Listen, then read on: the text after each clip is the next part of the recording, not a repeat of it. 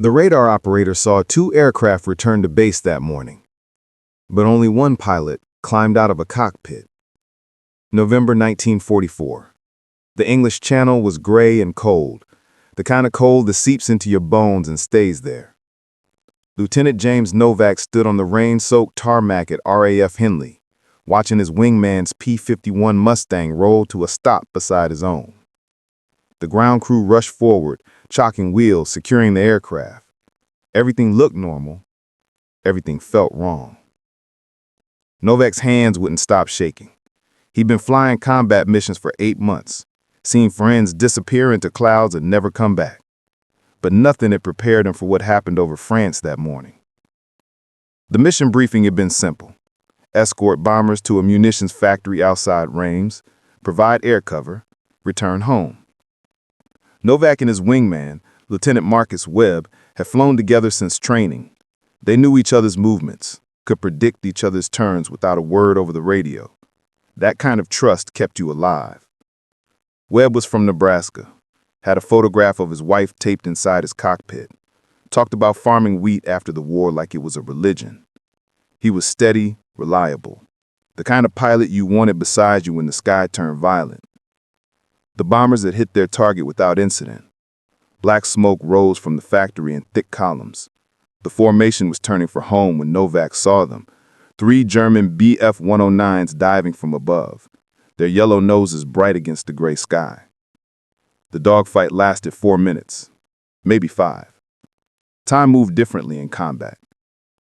Novak remembered the smell of cordite, the sound of his guns chattering, the way his P-51 shuddered when rounds tore through his left wing. He remembered Webb's voice, calm and focused, calling out positions. And then, Webb's aircraft took a hit. Novak watched the cannon shells walk across his wingman's fuselage, sparks erupting from tail to cockpit. Webb's P-51 rolled hard right, trailing white smoke, the thin white vapor of a coolant leak. In a Mustang, that meant maybe 10 minutes before the engine seized. Webb's voice came through the radio, strained, but steady. Engine temperature climbing, coolant pressure dropping. He was heading for the channel, trying to make it across. Novak shot down the 109 that hit Webb, then formed up on his wing, close enough to see his face through the canopy. Webb gave him a thumbs up, but Novak could see the tension in his shoulders, the way he was already scanning the water below. They crossed the French coast at 8,000 feet. The channel spread out beneath them, dark and uninviting, dotted with whitecaps. Webb's engine was smoking now, thick gray smoke that streamed behind like a funeral shroud. Novak kept talking over the radio, keeping his voice calm and running through emergency procedures. Ditch near a patrol boat if you can. Get the canopy open before you hit. The Mae West will keep you afloat, but the water was cold enough to kill you in 20 minutes. Webb's responses got shorter. Affirmative. Roger. Copy. 15 miles from the English coast, Webb's engine seized. The propeller stopped mid-rotation, and suddenly, his P-51 was just a glider. 10,000 pounds of metal falling at a controlled rate. No power, no options. Novak circled above, helpless, watching Webb set up his approach to the water. The P-51 came down smooth, almost gentle, the belly touching the wave tops in the spray of white foam. For a moment, it looked like a textbook ditching. But the nose dug in. The aircraft cartwheeled forward, the tail snapping up and over. Metal screamed. The canopy shattered. And then the P-51 was upside down in the water, sinking fast, disappearing beneath the gray surface like it had never existed. Novak dove lower, so low the spray touched his propeller. He circled the crash site searching for any sign of Webb. A life vest, a parachute, anything. The water was churning, but there was nothing. No movement. Just debris and the dark stain of leaked fuel spreading across the surface. He called for rescue, gave coordinates, stayed on station until a patrol boat arrived 20 minutes later.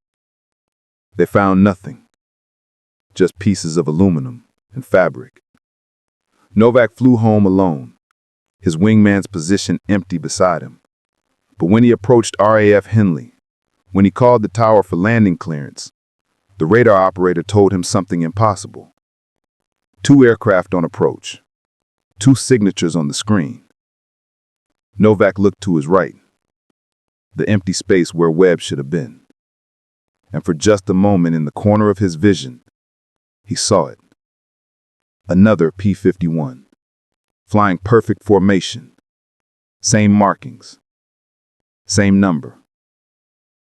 Webb's aircraft. He blinked, and it was gone.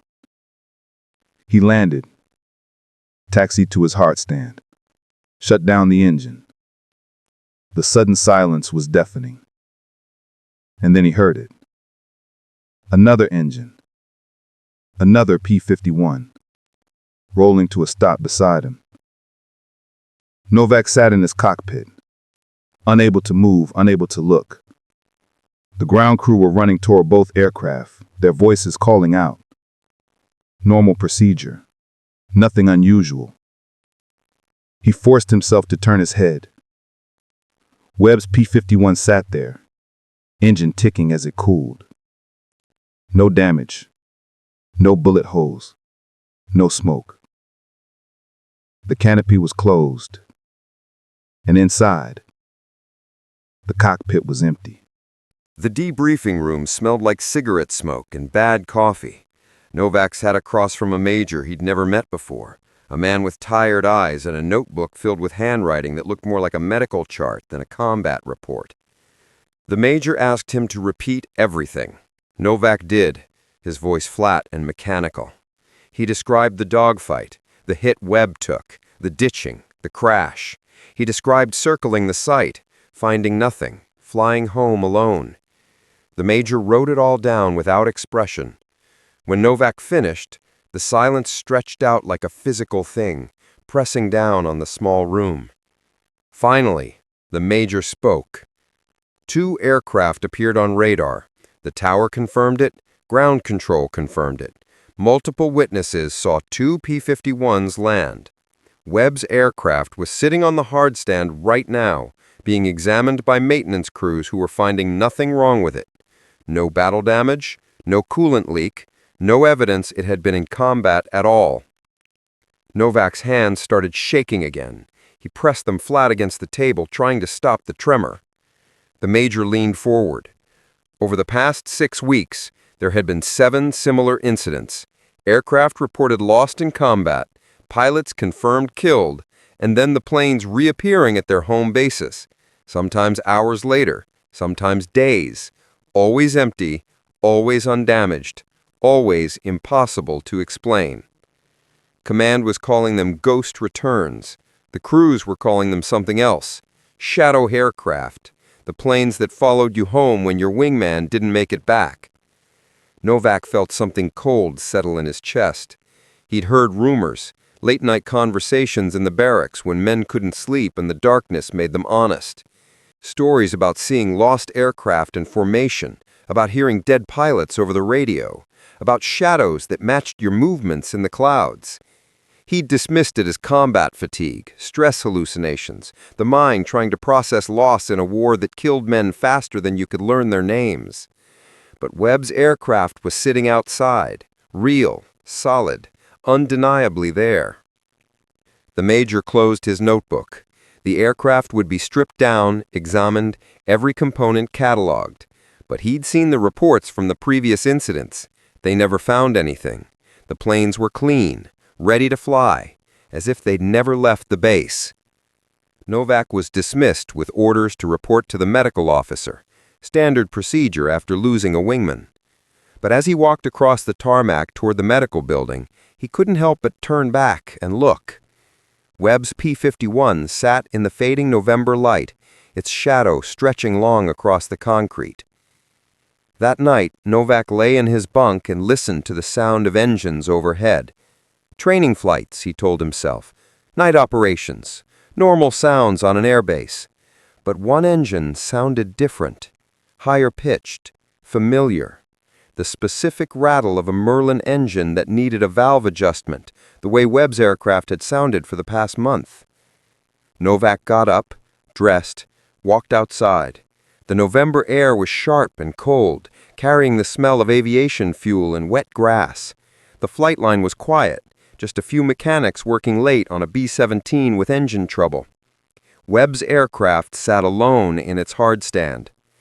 Novak approached it slowly, his footsteps loud on the concrete.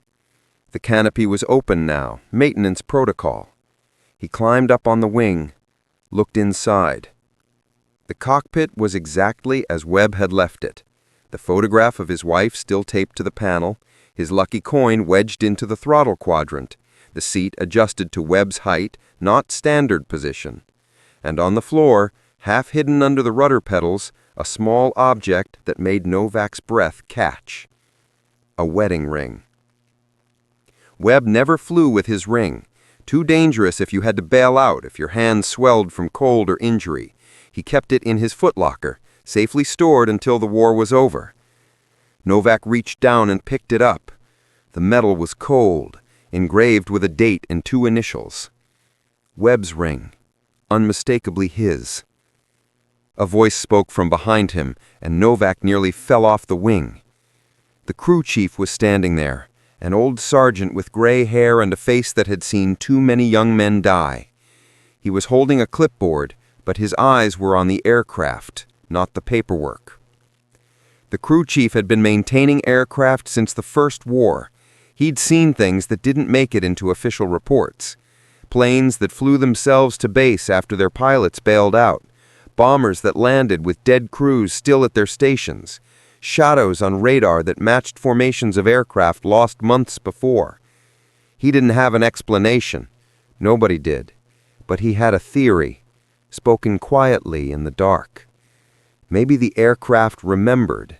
Maybe after enough missions, enough fear, enough loss, the machines absorbed something from the men who flew them.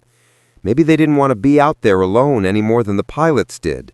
So they came home, empty, waiting, still flying formation with ghosts. The crew chief continued. 7 incidents of ghost returns. But there was an 8th incident they didn't talk about. A pilot who reported his wingman lost, watched him go down, flew home to find the aircraft returned. And then, 3 days later, that pilot took off on a routine patrol. He never came back. But his aircraft did, empty, undamaged, with 2 sets of coordinates scratched into the instrument panel. The location where his wingman had gone down, and the location where he himself had disappeared. Like something in the aircraft was keeping a record, like it was collecting shadows. Novak spent the next week flying missions with a new wingman, a kid fresh from the States who was too young and too eager. On the 7th day, his new wingman took a hit during a bomber escort. Not fatal, but bad enough. Engine trouble, losing altitude. They were over the channel again. The water gray and cold, history repeating itself. Novak formed up on his wing, talking him through it, keeping him calm. They made it across. The kid ditched near a patrol boat, got out clean, was picked up within 15 minutes. A success, the kind of rescue that made it into reports and boosted morale. But as Novak flew home, alone again, he felt something change in the air around him. A presence, steady, familiar. He looked right. Webb's P-51 was there, flying perfect formation, not a radar ghost, not a hallucination, real, solid, undeniably there. The morning sun gleaming off its polished aluminum, the number on the tail clear and unmistakable. He could see into the cockpit. Webb sat there, his hands on the controls, his face calm. He looked over, made eye contact, and gave Novak the same thumbs up he'd given that last morning over France. Novak raised his hand, returned the gesture. They flew home together, 2 shadows crossing the channel in the early light. When Novak landed, when he looked right one last time, the space beside him was empty. But on the hardstand, Webb's aircraft sat waiting. Ready to fly, ready to follow someone home. The war ended 7 months later. Novak survived, went back to the States, tried to build a normal life. He never spoke about what happened over the channel that November, never told anyone about the aircraft that came back empty, or the shadow that flew beside him when he needed it most. But sometimes, on quiet mornings when the light hit the sky just right, he'd look up and see them. 2 aircraft in formation, flying together through clouds that no longer carried the sound of war. Twin shadows, permanent and faithful, keeping a formation that death itself couldn't break.